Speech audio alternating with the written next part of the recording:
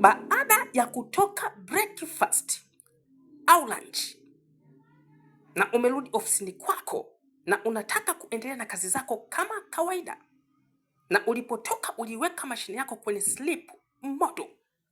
Sasa ili kuamsha na kuweza kuendelea na kazi, unafanya hivi. Moja kwa moja unakuja hapa kwenye hii hapa hii. Hii inaitwa power button pale kwenye kompyuta yako. Unachokifanya unabonyeza hapo mara moja tu kama hivi. Unabonyeza hivi.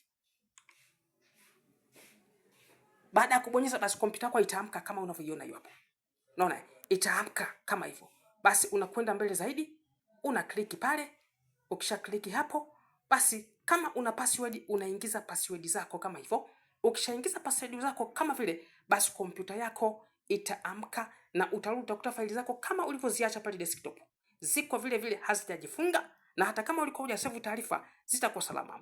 Endelea kunifollow kwa ajili ya mafunzo zaidi.